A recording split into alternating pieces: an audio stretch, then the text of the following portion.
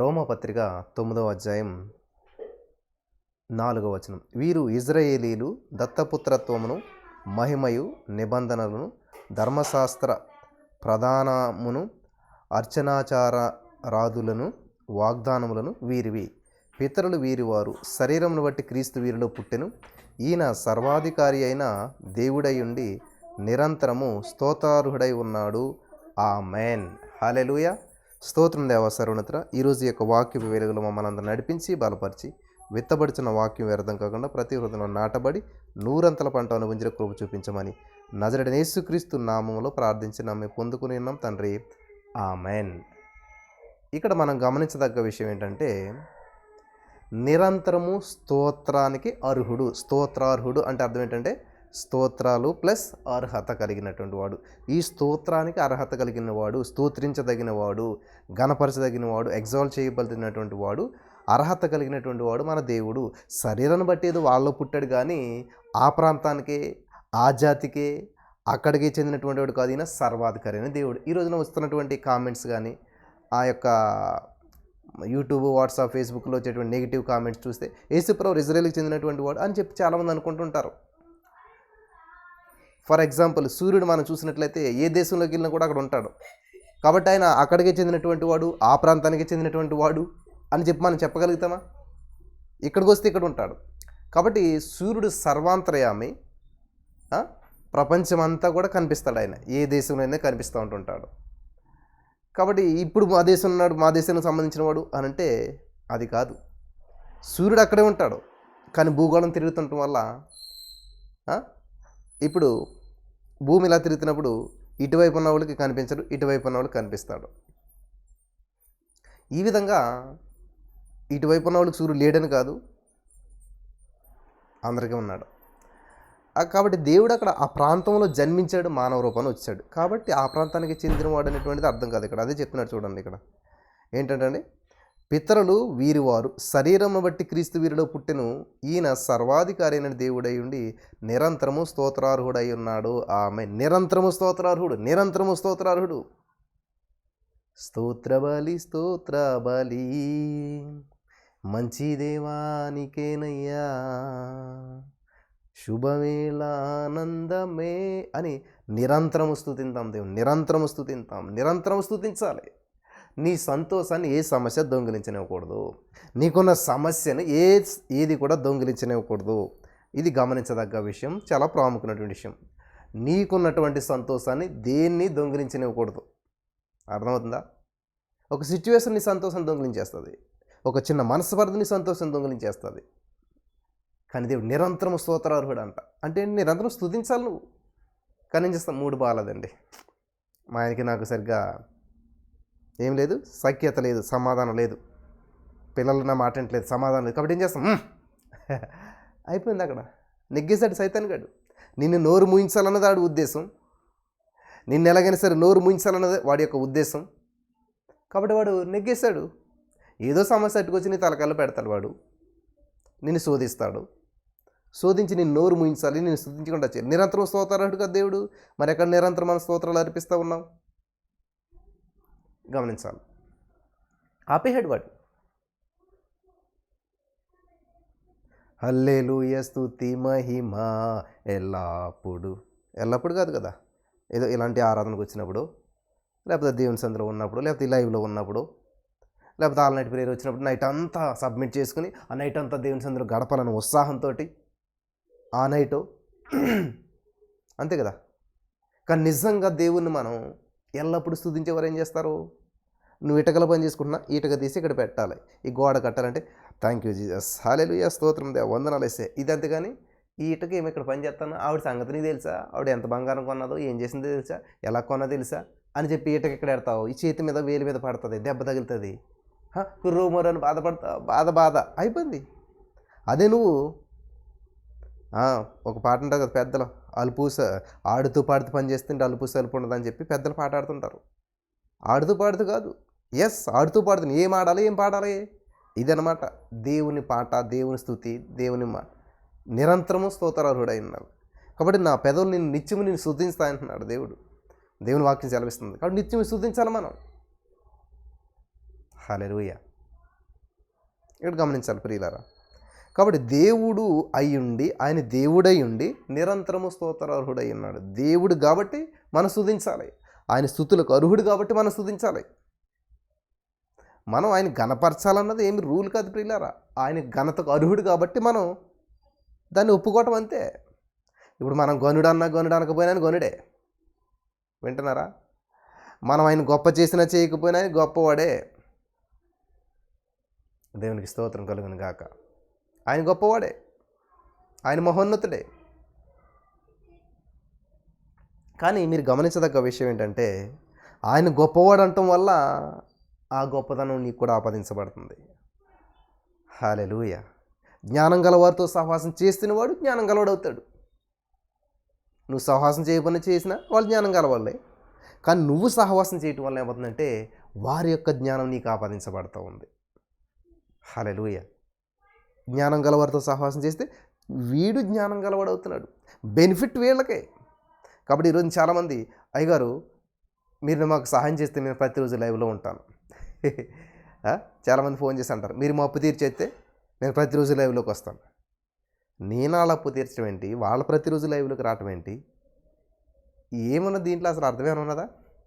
సమస్య వాళ్ళదే.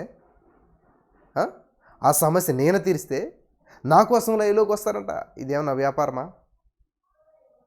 కాదు, ఇది దేవుని సన్నిధి. ఇది నువ్వు నమ్మినితే దేవుని మహిమను చూస్తావు.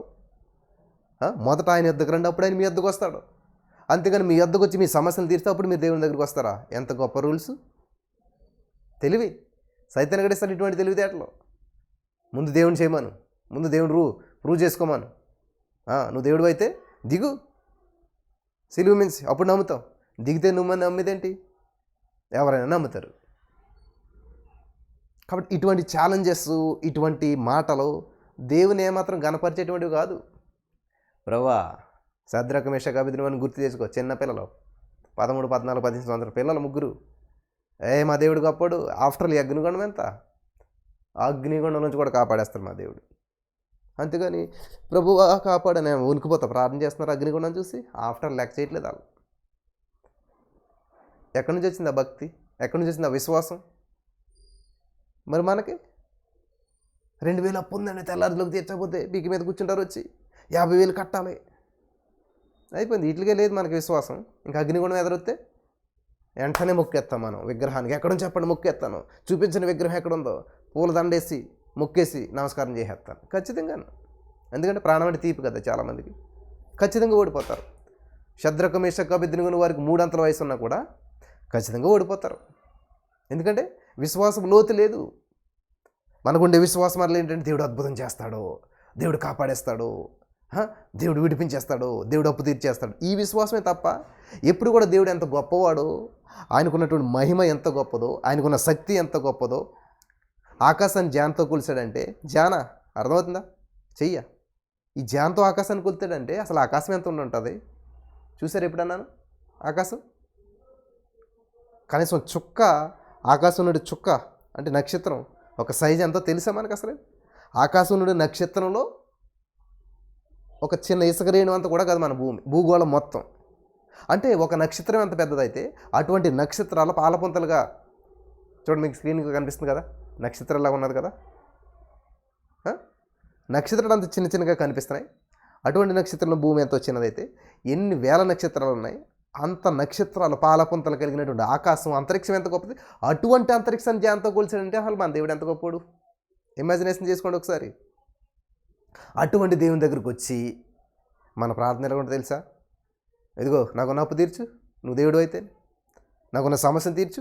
ఇదిగో మరి నా భర్త నన్ను ఇబ్బంది పెడుతున్నాడు, వేరే అమ్ముతుంటున్నాడు. మరి నువ్వు నిజంగా నువ్వు దేవుడు అయితే నేను పొద్దున్న 3:30కు ప్రేయర్ చేస్తున్నాను, ఇన్ని చేస్తున్నాను, అన్ని చేస్తున్నాను, మరి నాకు ఎందుకు చేయట్లేదు అంటే దేవుడిలా ఉంటుంది ఇక్కడ. పనుడు అనమాట. దేవుడు మనకి పనుడు. 3:30కు లేస్తున్నాను, ప్రేయర్ చేస్తున్నాను. ఎవరి కోసం 3:30కి? దేవుడి కోసమా? దేవుడికి అని వస్తుందా? ఆలోచించండి ఒకసారి. మనం చేసే ప్రార్థన వల్ల కానీ, మనం చేసేటువంటి ఇవన్నీ దీనివల్ల దేవుడికి అని వస్తుందా? ఏమీ రాదు. కానీ ఇంత చేస్తున్నాను ఎవరి కోసం? నీకోసమే కదా. నీకున్న సమస్య అలాంటిది. డాక్టర్ దగ్గరికి ఎందుకు వెళ్తావు? డాక్టర్ గారి కోసం వెళ్తామా? నీకోసం నువ్వు వెళ్తావు. నీకున్న రోగం బాగు చేసుకోవటానికి నువ్వు వెళ్తావు. డాక్టర్ గారికి ఫీజు ఎందుకు ఇస్తావు? ఊరికి నువ్వు నీకున్న రోగానికి ట్రీట్మెంట్ చేస్తున్నందుకు ఇస్తావు. డాక్టర్ ఇచ్చిన ట్యాబ్లెట్లు ఏం చేస్తావు? ప్రతిరోజు టైం టు టైం వేసుకుంటావు. ఎందుకోసం? డాక్టర్ గారి కోసమా? డాక్టర్ గారు చెప్పాడని వేసుకుంటావా? నీ ఆరోగ్యం కుదుటపడాలి, నీకున్న సమస్య నుంచి బయటపడాలి అంటే ఆ ఇన్స్ట్రక్షన్ అన్ని తీసుకుంటా ఫాలో అవుతావు. కాబట్టి ఇక్కడ మనం ఏది చూసినా కానీ ఏది చేసినా కానీ ఫైనల్కి చివరికి దేనికోసం అంటారు? అంతా కూడా మన కోసమే. ఏ డాక్టర్ దగ్గరికి వెళ్ళినా, డాక్టర్ ఇచ్చిన మెడిసిన్ వేసుకున్నా, ఏది చేసినా కూడా అంతా మన కోసమే. హల్లెలూయా. కాబట్టి ఇది నేను హాస్పిటల్కి డాక్టర్ గారి కోసం వెళ్తున్నానండి, ఈ మెడిసిన్ డాక్టర్ గారి కోసం వేసుకుంటున్నానండి అని ఎవరైనా అన్నారంటే వాళ్ళు ఏమంటారు? బుద్ధి లేని వాళ్ళు అని అంటారు ఎవరైనా సరే. కాబట్టి ఈరోజు నేను దేవుడి కోసం చేస్తానండి, దేవుడి కోసం నువ్వేం చేయవసరం లేదు. అప్పుడు కూడా యేసుప్రభుని సిలువ వేసేస్తుంటే యేసయ్యా అని ఏడుస్తుంటే యేసుప్రభు సిలువ మోయటం ఆగేసి అమ్మా నా కోసం ఏమి ఏడవద్దు, మీరు అవసరం లేదు, అవసరం లేదు, మీకోసం మీ పిల్లల కోసం ఏడండి ఆ ఏడిపేదో. నా కోసం ఏడవలసిన అవసరం లేదు. నాది ఒక సిస్టమ్ ఉంది, నాకు ఒక ప్రణాళిక ఉంది. నేను సిలువ మోసుకుని వెళ్తున్నాను, సిలువ మీద ఉంటాను, కానీ పర్మనెంట్గా అక్కడ ఉండను. నేను సమాధి చేయబడతాను, 3 రోజులు తిరిగి లేస్తాను. నాకు తర్వాత ఏం జరుగుతుందో అంతా నాకు తెలుసు, కానీ మీకే తెలియట్లేదు తర్వాత ఏం జరుగుతుందో. తర్వాత రోజులు ఎలాగుంటే మీకు తెలియట్లేదు, మీ జీవితం ఎలాగుంటుంది మీకు తెలియట్లేదు. కాబట్టి మీకోసం మీరు ఏడండి, మీ పిల్లల కోసం ఏడండి. హల్లెలూయా. వింటున్నారా?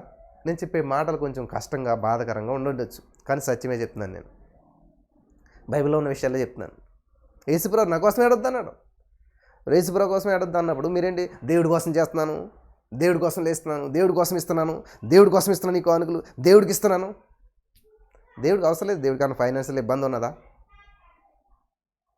కాబట్టి నువ్వు 1 లక్ష రూపాయల కానుక ఇచ్చినా, 1 కోటి రూపాయల కానుక నాకు ఇచ్చినా కానీ మీరు అది దేవుడికి అవసరమే లేదు. కానీ తన పేరట వచ్చేవానికి ఇచ్చినటువంటి కానుకకు ఆయన ప్రతిఫలం ఇస్తాడంట. చూసారా?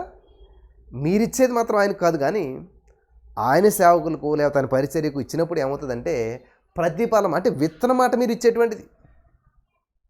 ఒక పంట పొలంలో వేసే విత్తనం ఎందుకు వేస్తాడు రైతు? పంట పొలం కోసమా, భూమి కోసమా? కాదు కాదు కాదు కాదు. ఆ విత్తనం వేసి ఆశపడుతుంటాడు ఎప్పుడు పంట వస్తుందా అని చెప్పి. ధాన్యం నాటుతారు, మరి ఎకరానికి 20 బస్తాలు 25 బస్తాలు వచ్చిందనుకోండి బాధపడతారు. 30 బస్తాలు 40 బస్తాలు రావాలని ఆశపడతారు. అంత రాలేదనుకోండి, అయ్యో ఎంతో కష్టపడి విత్తానే. చూసారా? అంటే ఇప్పుడు రైతు చేను కోసం ఇస్తాడా?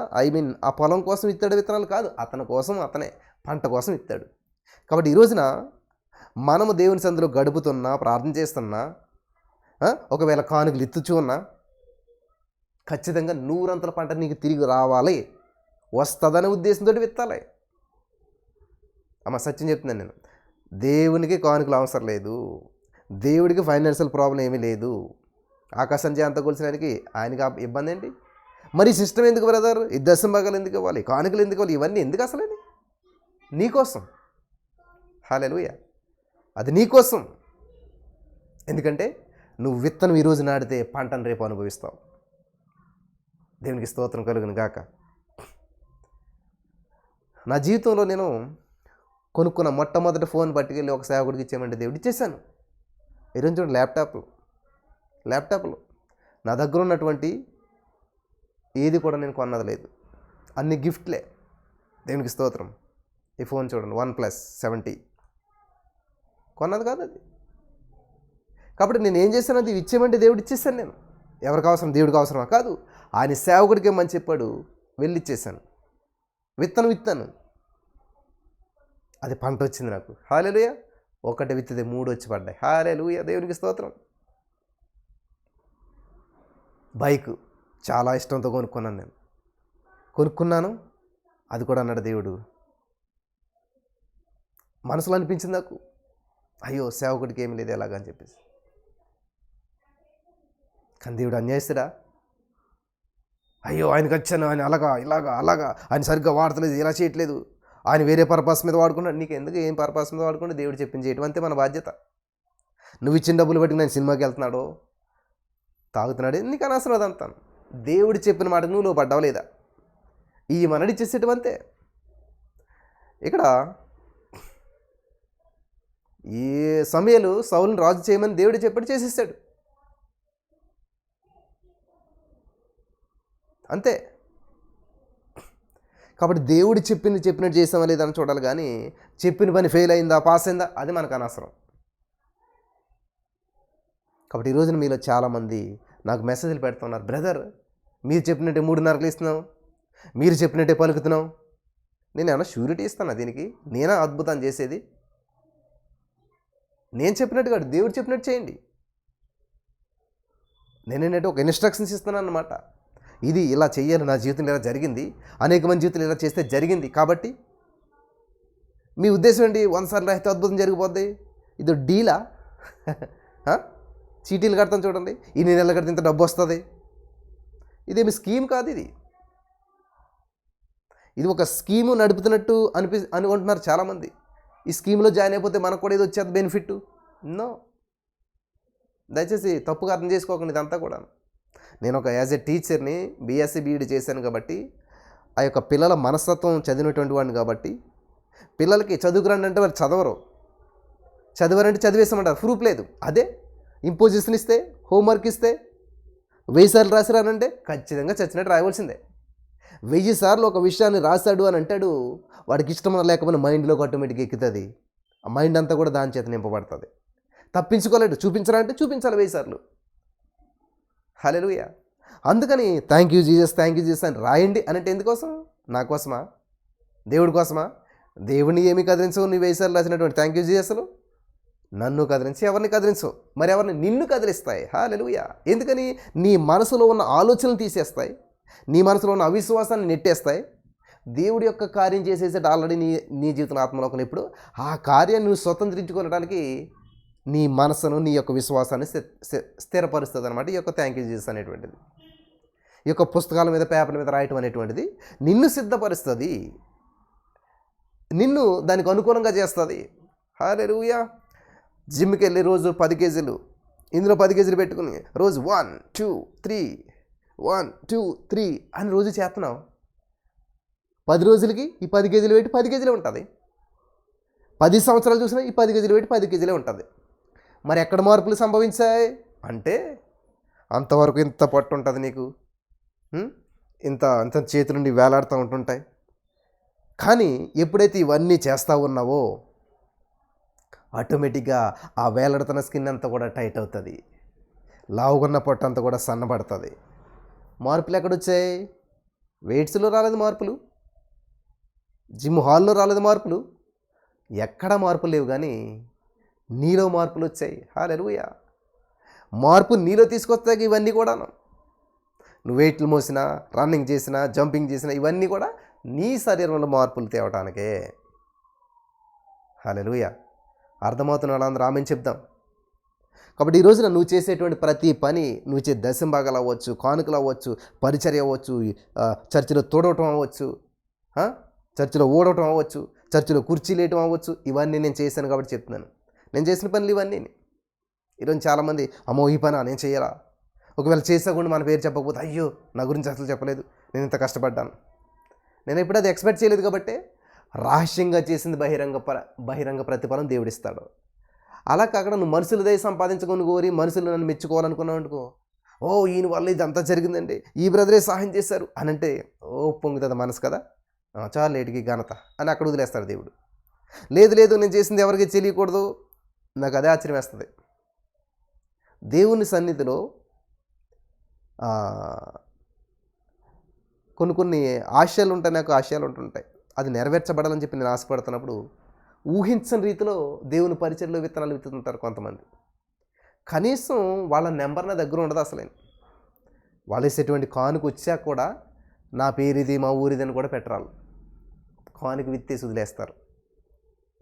హల్లెలూయా. ఎవరిచ్చినా ఎంత రూపాయి వేస్తారు ఒకళ్ళు రోజుకి. నాకు ప్రతిరోజు ₹1 పంపుతారు. వాళ్ళకున్న అలవాటు అది, వాళ్ళకున్న సామర్థ్యం అది. ఏమో మొత్తం మీద రోజు వెయ్యాలన్న ఉద్దేశం ఏంటి తెలియదు. రూపాయి మీరు నేను కాలేజీ అడగని చూపించాను కావాలంటే చాటింగ్ అంతా ₹1 ప్రతిరోజు. దానికి కూడా మీరు వేసిన కానుక విస్తరించి ఫలించి 100 అంతలుగా మీకు తిరిగి వచ్చి మీ ఓడిలో పడను కాక నేను దాన్ని బ్లెస్ చేస్తాను. రూపాయి అయినా సరే. ఏమో ఆ రూపాయలకు ₹100 అవుతుంది, ₹1000 అవుతుంది తెలియదు కదా. అలాగే ఈ రోజున చాలామంది చేసేటువంటి పనులు కానీ, చేసేటువంటి కార్యాలు కానీ రహస్యం. నా జీవితంలో కూడా నేను ఆల్మోస్ట్ 2024 వరకు కూడా రహస్యంగానే, ఎక్కడ కనపడింది లేదు, చేసింది లేదు. కానీ దేవుని కొరకు, దేవుడి పని అని చెప్పి ఆ పనిలో నేను నమ్మకత్వాన్ని ప్రదర్శించగలిగాను. నమ్మకమైన వానికి దీవెనలు మెండుగా. ఈరోజు నేను దీవించబడుతూ ఉన్నాను. Damn sure, no doubt. దేవుడు నన్ను ఇంతగా ఉన్నతంగా అనేక మంది కలలు కంటూ ఉన్నారు. ఫ్యూచర్ ఎలా ఉంటుందో, హల్లెలూయా, ఈ బ్రదర్ ఎట్లాగా చాలా. ఎందుకంటే నన్ను బట్టిగా చెప్పేది వాళ్ళు, నేను నమ్మిన దేవుని బట్టి. హల్లెలూయా, ఈ కంపెనీలో పని చేస్తున్నాడంటే నేను అమెజాన్లో చేస్తున్నాడా. నా ఫ్రెండ్ ఒకసారి ఇంటర్వ్యూకి వెళ్తున్నప్పుడు, అన్న ఇంటర్వ్యూకి వెళ్ళాలి, వైట్ షర్ట్ లేదు మరి నా దగ్గర అంటే, నీ తీసుకెళ్తానంటే ఓకే రా అని చెప్పి నేను తీసుకొచ్చి ఆ యొక్క డ్రెస్ అది ఇచ్చి నేనే బైక్ మీద తీసుకెళ్ళి ఇంటర్వ్యూకి తీసుకెళ్ళాను. హైటెక్ సిటీ 20,000 25,000 జీతం. హల్లెలూయా. తర్వాత మీద హాస్టల్ ఉండేవాళ్ళు, ఒకే రూమ్లో ఉండేవాళ్ళు, అలాగలాగా 30,000 40,000 50,000 అయింది. తర్వాత టీం లీడర్ అయ్యాడు. రీసెంట్గా కలిస్తే ఎంత అంటే 2.5 లక్షలు అంటే జీతం. చూడండి, 20,000 ఎక్కడ, 2.5 లక్షలు ఎక్కడ. అంటే ఏమయ్యాడు, నమ్మకంగా పనిచేస్తూ ఉండగా తన పనిలో నైపుణ్యాన్ని సంపాదించడం వల్ల దేవుడు హెచ్చించేశాడు. హల్లెలూయా. 2,000లోనే 20,000లోనే 2,000 దశమ భాగం ఇచ్చేవాడు. ఇప్పుడు 2.5 లక్షల్లో 25,000 దశమ భాగం దేవుడికి ఇస్తున్నాడంటే ఏమంటారు, కొన్ని సంవత్సరాల క్రితం తన జీతాన్నే ఈ రోజున దశమ భాగంగా దేవుడికి ఇస్తున్నాడు. హల్లెలూయా. దేవుడికి ఇస్తున్నాడంటే దేవుడి పనికి, దేవుని సేవకునికి. హల్లెలూయా. మనకు కనిపించే నాకు చాలా సంతోషం అనిపించింది. కాబట్టి 10 సంవత్సరాల క్రితం ఏది ప్రార్థన అదే ప్రార్థన, 10 సంవత్సరాల క్రితం ఏది భక్తి అదే భక్తి, 10 సంవత్సరాల క్రితం ఏ స్థితిలో ఉన్నాం ఇప్పుడు అదే స్థితిలో ఉన్నాం. దేవుడు అసలు సంతోషించడు. యోహాను సువార్త 15వ అధ్యాయంలో దేవుడు చెప్తున్నాడు ఏంటంటే, మీరు బహుగా ఫలించడం వల్ల నా తండ్రి మహింపరచబడతాడు, నేను కూడా సంతోషిస్తాను. బహుగా ఫలించాలి. ఉద్యోగం చేసే స్థితి నుంచి ఉద్యోగం చేసే స్థితికి వెళ్ళాలి. నాకు చాలా ఆశ్చర్యం అనిపిస్తుంది. ఆడపిల్లలు ఈ రోజున అభివృద్ధి చెందుతూ ఉన్నారు. హల్లెలూయా. దేశ విదేశాలు వెళ్తూ ఉన్నారు, దేవుని మహింపరుస్తూ ఉన్నారు, దేవుని కనపరుస్తూ ఉన్నారు. వాళ్ళు సాధిస్తున్నటువంటి విజయాలను చూసి ఇద్దరు ఆడపిల్లల కన్నందుకు నేను ఎంతో గర్విస్తూ ఉన్నాను. హల్లెలూయా. దేవునికి స్తోత్రం కలుగును గాక. నా యేసయ్య నాకు ఎందుకు ఇచ్చాడంటే అర్థమవుతుంది. ఇప్పుడు ఎక్కడ చూసినా కూడా ఆ సక్సెస్ అంతా ఇప్పుడు ఎవరుందని, ఆడవాళ్ళ చేతిలోనే. మంచిగా చదువుతున్నారు, మంచిగా వెళ్తున్నారు, మంచిగా దేవుని పరిచర్యలో వాడబడుతున్నారు, దేవుని కొరకు రోషంగా ఉంటున్నారు, నీతిగా ఉంటూ ఉన్నారు. హల్లెలూయా. దేవునికి స్తోత్రం కలుగును గాక. కాబట్టి నా ప్రియమైనటువంటి సహోదరి స్నేహితులరా, నీ ఉద్దేశం ఎప్పుడు కూడా దేవుడే ఉండాలి, దేవుని మీదే ఉండాలి నీ దృష్టి. కాబట్టి నేను ఏంటంటే ఒక నిచ్చెన లాంటి నిచ్చెనని ఎక్కుతూనే దృష్టి దేవుని మీదకి పెట్టుకోవాలి. అలాగే నిచ్చెన లేకుండా ఎక్కలేవు మళ్ళీ పైకి. ఈ మధ్యవర్తి మీడియేటర్ లేకపోతే ఎక్కడో పవర్ మీ ఇంట్లోకి రావాలంటే ఏమి ఉండాలి, కరెంట్ వైర్ ఉండాలి. కరెంట్ వైర్ ఏంటంటే మధ్యవర్తి. కాపర్ కూడా అంతే, కరెంట్ వైర్ లాంటి వాడు కాపరే. హల్లెలూయా. కనిపించడు, బయటికి కలిపేస్తూ ఉంటుంటాడు అన్నీ. అంతే కదా, ఇక్కడ బల్బు, అక్కడ స్విచ్, ఇక్కడ ఫ్యాన్, ఇవన్నీ ఉంటాయి. అక్కడ స్విచ్ ఎత్తి ఇక్కడ వెలిగేస్తుంటుంది. అన్నింటి కనిపించినటువంటి కాపర్ వైర్ అన్నింటిని కల్పించేసి, కంటికి కనిపించిన కాపర్ వైర్ వీటన్నింటిని కల్పించి ఇవి తిరగటానికి, ఇవి పని చేయడానికి చేస్తూ ఉంటుంది అనమాట. అలాగే దేవుని సేవకుడు కూడా నీకు దేవునికి మధ్యవర్తిగా వ్యవహరిస్తూ ఉంటుంటాడు. కాబట్టి ప్రియులరా, ఇక్కడ చూడండి, ఎల్లప్పుడూ స్తోత్రాలు హర్డ్ అంటారు.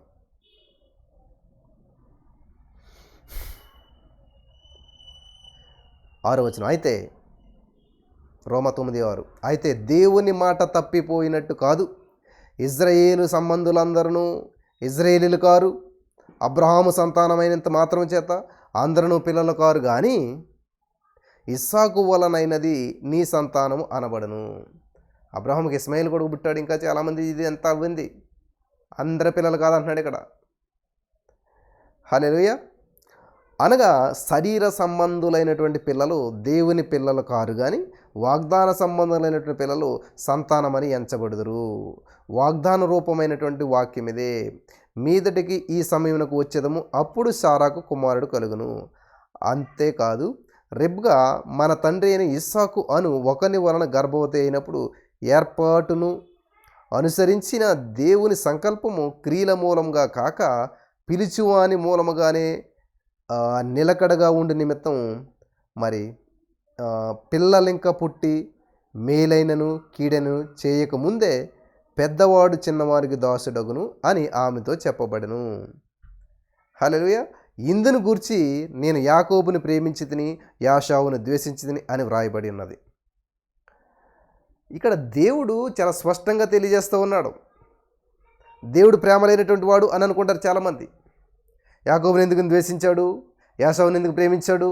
ఆల్రెడీ ఇది ఒక వర్తమానం చెప్పని మీరు వినొచ్చు.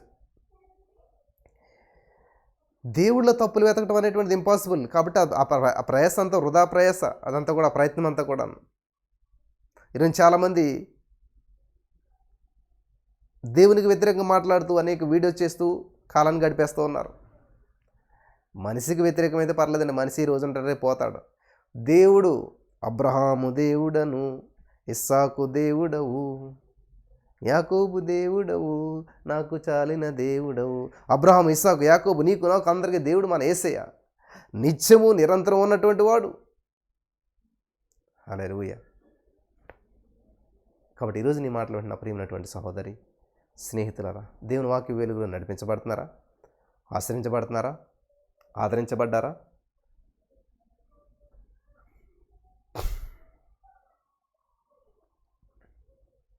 వాగ్దానం ద్వారా మనం ఆర్డినరీ పర్సన్స్ కాదు, వాగ్దానం బిడ్డలు మనం అంతా కూడాను. వాగ్దానం చేసిన వాడు నమ్మదగిన వాడు. ఎవరో ఒక సహోదరి, బ్రదర్ మీరు చిన్న ప్రేయర్ చేయండి బ్రదర్ మా కోసం. నీతిమంతుల ప్రార్థన బహుబలంగా ఉంటుంది కదా, కాబట్టి మీరు నీతిమంతులు కదా. బైబిల్ సర్వీస్ నీతిమంతుడు లేడు, ఒక్కడం లేడు, అందరూ పాపం చేసి దేవుడి గురించి మహిమను పొందలేకపోతున్నారు. కానీ ఆయనందు విశ్వాసం ఉంచి వారందరూ నీతిమంతులకు ఆయన నీతిమంతులుగా తీర్చేశాడంట. నీతిమంతులుగా తీరుస్తూ ఉన్నాడు, చేస్తూ ఉన్నాడు. హల్లెలూయా. దేనికి స్తోత్రం కలుగును గాక. ఎలాగా? ఎందరో ఆయన అందు విశ్వాసం ఉంచారో వారందరికీ నీతిమంతులకు ఆయన అధికారం ఇస్తున్నాడు, అవకాశం ఇస్తూ ఉన్నాడు. అక్కడ విశ్వసిస్తే నీతిమంతులు అంటండి. విశ్వాసం ద్వారా నీతిమంతులుగా తీర్చబడుతున్నారు, కృపచేత రక్షించబడుతున్నారు. ఇన్ని అద్భుతమైన వాక్యాలు దేవుడు చెప్పాడు. అటు ఈరోజున పరిశుద్ధాత్మ దేవుడు మన హృదయాలను వెలిగించిన గాక, మన మనసులు వెలిగించిన గాక, సత్యం మరి సర్వ సమాజంలో విస్తరించిన గాక. హల్లెలూయా. Praise the Lord. సత్యం తెలియని రోజు అసత్యానికి బానిసలైపోయి జీవిస్తూ ఉన్నారు. కాబట్టి ఈరోజు నా మిమ్మల్ని అందరూ ఎంకరేజ్ చేస్తున్నాను ప్రియులారా. ఏది మన ఉద్దేశం ఏంటి? ఏంది మన యొక్క ప్రణాళికలు ఏంటి? దేవుని కొరకు సిద్ధపాటు ఏంటి? దేవుడే మన కొరకు ఏదో సిద్ధం చేయాలి. ఇదే జీవితం గడిపేస్తున్నాం, కానీ దేవుడి కొరకు మనం ఏం సిద్ధపడి ఉన్నాం? దేవుని రాకడ కొరకు మనం ఏం సిద్ధపాటు కలిగి ఉన్నాం? ఇంకా అనుభవించాలి. ఎంత నష్టపోయినా, ఎంత ఇదైపోయినా జీవితం ఇంకా అనుభవించాలి అనేటువంటి ఆలోచనతో ఉన్నారు. కానీ ఇన్ని పరిణామాలు జరుగుతున్నాయి, ఇంత జరుగుతున్నా కూడా దేవుని దగ్గర వచ్చి మోకరించి ప్రార్థన చేద్దాం. ఇప్పుడైనా మీరు ఉపవాసం ఉండి అని చెప్పి దేవుని వాక్యం సెలవిస్తూ ఉంది. ఎక్కడ పాటిందా మనం? ఇక్కడ ప్రియులరా గమనించండి, మంచి నిర్ణయాలు తీసుకోండి, గొప్ప నిర్ణయాలు తీసుకోండి.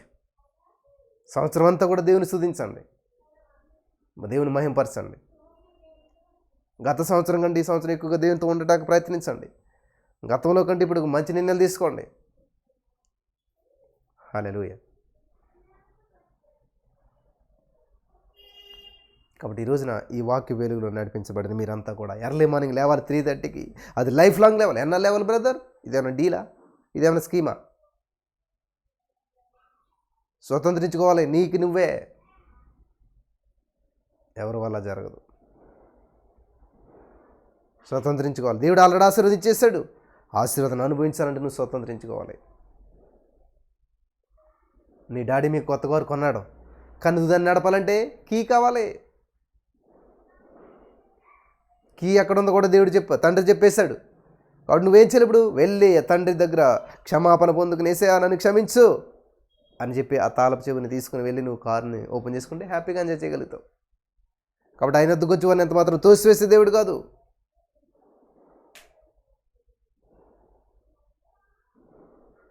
ప్రభునామ మహిమార్థం మనమంతా కూడా విశ్వాసం కలిగి ముందుకెళ్దాం. ప్రత్యేకంగా జీవించండి పిల్లలు. ప్రజల కొరకు కాదు, ప్రభు కొరకు జీవించండి. ప్రజలను సంతోషపెడతాం కాదు, ప్రభుని సంతోషపెట్టండి. హల్లెలూయా. Thank you Jesus. మరి ప్రజలను కాకుండా ప్రభుని సంతోషపెట్టే జీవితాలు ఇక్కడ ఉన్న వారికి దేవుడు అనుగ్రహించిన కాక, మరి పరిశుద్ధాత్మ దేవుని కార్యాలు మీ పట్ల నెరవేర్చబడాలని చెప్పి ఆశపడుతున్నాను. నేను వచ్చాము వెళ్ళామని కాదు, ఆచారంగా ఉండకూడదు. అసలే నేను ప్రతిరోజు ఒక అద్భుతాన్ని నువ్వు చూడాలి. ప్రతిరోజు దేవుని సన్నిధిని అనుభవించాలి. హల్లెలూయా. ఉపవాసం ఉంటున్నామంటే శక్తి చేత నింపబడాలి. ఉపవాసం అనే దాన్ని ఏమంటారు? పండగ అంటారు. ఎలాగ పండగ అయింది? భోజనం అనిస్తే పండగ ఎలాగైంది అంటే, అది నీళ్ళు అవుతుంటే నీలో ఫిల్ అవ్వాలి. హల్లెలూయా. దేవుని అభిషేకం చేత నువ్వు నింపబడాలి. దేవుని శక్తి చేత నింపబడాలి. నీ మాట ఒక శాసనంగా మార్చబడాలి.